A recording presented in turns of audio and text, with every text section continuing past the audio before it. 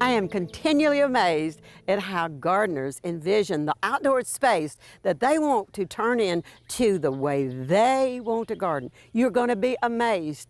Jolene, a chat with you in this garden is going to be wonderful. We're standing right where you began, aren't we? You are. Okay, take us on your journey. Okay. We bought the house about 11 years ago and we started to garden. And we have clay soil, so we were tilling and just working so hard, and it was about the same space as this.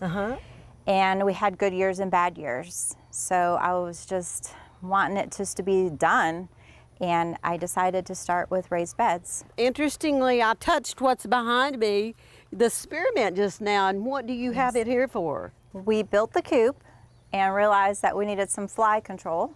Wanted to do it organically. Yes. So I planted this mint. It's amazing and it really does work, and they eat it on the inside, so the chickens love it, the ducks love it. This is true example of vertical gardening. I started to do vertical because I wanted to put as much as I could in the space that I had. Absolutely. And it helps with pests. You can really see what's going on. I don't have to bend over to pick it. I can add so much more in one bed when I have something that goes vertical. Yes, you do. Tell us about what you have here. This is spaghetti squash. We started to have some pests, so we are using an organic method to get rid of them.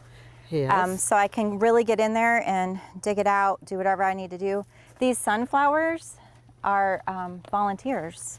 Oh. I did not plant them. I don't know where they came from, but I left them just to see what would happen. And when the heads drop, we usually cut them and the chickens will eat them. Well, you will have more sunflowers volunteer, but that's the good thing. Well, and you know, the way you're growing the spaghetti squash this way, they are a heavy vegetable. Yes. And they're not lying on the ground, which sometimes will give the underside an issue. And this is great fencing that you're using here that's very sturdy. That looks really good. This, I believe, is a cattle panel. It is? We've done cattle and hog. Hog is more flexible. Yes, it is. It's obvious in this bed right here. You've got the remains of some of your cool seasons, but there's other things in here. What's planted in here? These are carrots. This is a lettuce. This is a chive. This is more lettuce.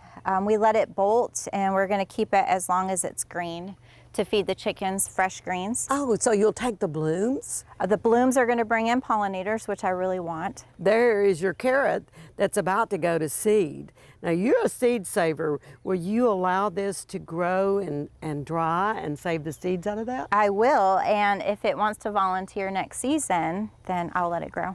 Okay. Well, let's plant our feet on another section of these beautiful raised beds. Okay, I feel like I'm standing somewhat in tomato heaven because you are on 30 varieties of tomatoes. Tell us about what's growing here, and I'm quite interested in what you have going here. Okay, these are Super Sweet 100s. I grew them for the first time last year, only one plant, and I love them. I love them so much. So I'll eat them while I'm out here picking. And then on that tea cart, yes, those are grandpa tomatoes. I'm just really rooting them. What is grandpa tomatoes? A grandpa tomato is just when you take the sucker and you cut it and it starts to root, and then you can replant it. And I can grow tomatoes through October. Last year I grew them almost through mid-November. I have to say that is one luscious looking beefsteak tomato. Thank you. What are your techniques on trying to get a tomato that size? Really, it's just compost. It's just whatever happens in nature, I try to mimic in the garden. Okay, now, are you suckering these tomatoes? I have, yes. Okay, and I think that might account for the large size of these. Well, in the same bed, you've got peppers going on. How do you like growing peppers? They're challenging. They take a lot longer. They tend to get sunburned, so I usually try to plant them under the tomato canopies. So they still get the morning sun, but not so much the afternoon sun. Do you have any trouble with the blossom end rot or them falling off? I do. This year I did. I have it more so than normal, and I think it's the fluctuation in temperature. It is, and you know, once I saw where someone buried a book of matches Really? with their peppers. I call this your salsa garden, but you know, Aw. I realize that you are utilizing space and other techniques because you've planted tomatoes in canvas bags. Yes. Did you choose a certain variety for that or just planted a tomato in it? I just planted a tomato. I wanted it to be indeterminate Yes. so I can use that fence. Yeah, you can run it, trellis it along the fence. Yes. Tell us about your pepper. Those are supposed to be no-heat jalapenos, but we'll see when we cut them. And the grow bag is from the local co-op. Well, inside of this bed here, though, before us, you've got a really good tip for people with flea beetles. Tell us about your eggplant and what's going on there. Well, I planted eggplant. I love it. I try to do it every single year, and every single year I get discouraged because flea beetles will find it no matter what.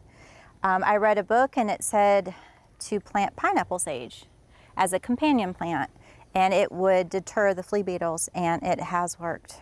You know, a flea beetle can destroy something overnight. Yes, and you don't see them because they're so little. Yeah. And you planted some marigolds. Marigolds are for pest control as well, and to keep rabbits out of the garden. Well, as we stand here next to this, who could miss this beautiful petunia display, what is the vine that you've got growing there? This back here is a jelly melon. It's from Africa. It's just really fun. It's a green spiny fruit. It's supposed to taste like banana and lemons, and I planted it for the kids. Well, that, I don't know that I've ever heard of that one. And when will you get the melons and how long does it take? It's taking, it's supposed to be 120 days, but I think it's taken a little longer just because we had that cold spell. And that's when they'll get the best flavor. Yeah, and I want the kids to come in and pick it. Okay. It's July and I see red strawberries. What is the variety? It's an Everbear, and we found them in Kentucky in the Amish community, and I thought I would just give it a go and see what happens. Do they all have beautiful pink blooms? They do. That's when they start to shoot their little shoots out that start another plant, and then I just go in and bury them. They're runners. They're runners. And Yes. eventually the whole bed should be full of these strawberries, and they will give until frost. Well, you've got a beautiful, edible, growing vegetable garden with flowers, but you like to save seeds and I you do. start your plants. Let's look at where you do that. Okay. Well, let's exit through the loofah tunnel. Okay. Well, this is a great exit, but I want to go and take this journey over to what you actually have used for an area to grow seeds. Yes. And you dry seeds. And onions. And oh, that's right, you dry onions. Yes. Well, tell us about your little cottage. Well, I built this cottage as a retreat, and it just wasn't very functional. I wasn't using it as much as I thought. And then I planted all these onions and realized I needed a place to dry these things. Yes. So that's what I converted it to. Do you find that's being successful? It's being very successful. The breeze starts from one window and goes to the other, so the humidity doesn't build up in there. Okay. And I have them laid out everywhere. It's quite obvious that you created a heaven, Thank you. I believe, with your beauty and your ability to have vegetables. Thank you for allowing us to walk on your path. For the eye, it's beautiful. Oh, thank you. For inspiring garden tours, growing tips, and garden projects, visit our website at volunteergardener.org or on YouTube at the Volunteer Gardener channel, and like us on Facebook.